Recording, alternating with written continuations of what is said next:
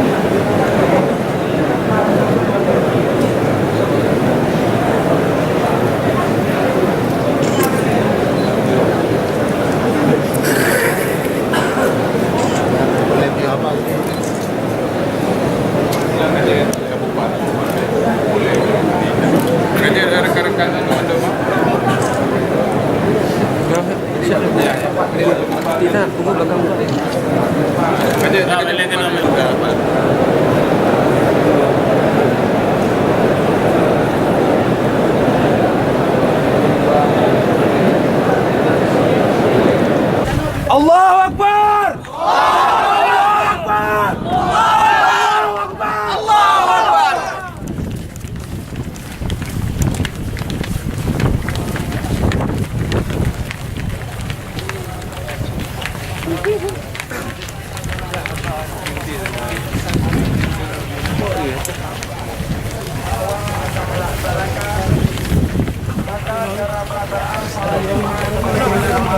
Sampai sebelum ada muzakarah daripada MPU.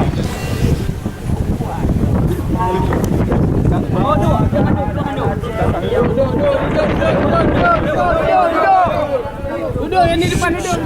Baik kabut Tunggu menara.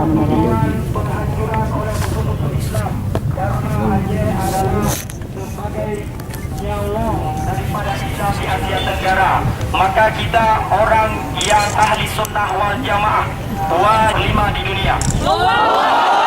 Syariat Islam secara kafah, wajib kita mengikuti sebagaimana syariah yang pernah dibawakan oleh sahabat Rasulullah sallallahu alaihi wasallam. Besarlah toleransi pada kafir. Maka pastikan ketika kita kembali ke daerah masing-masing, masuk ke Aceh, sejengkal pun tanah Aceh tidak boleh diduduki oleh orang-orang yang tidak ahli sunnah wal jamaah. InsyaAllah, ya, mengenai masjid lain adalah akan seiring sejalan akan mengikuti daripada masjid raya ini ditentukan keaktifan daripada gedanyo yang di daerah. Maka tidak ada jalan lain untuk mulia di dunia, mulia akhirat adalah dengan misbah amar ma'ruf wa nahi munkar. Mungkin demikian yang kamu sampaikan. Assalamualaikum warahmatullahi wabarakatuh. Pada abduhu wa rasuluh la nabiyya ba'da. Pecinta ahli sunnah wal jamaah yang kalahi sabuh ikatan budaya ini.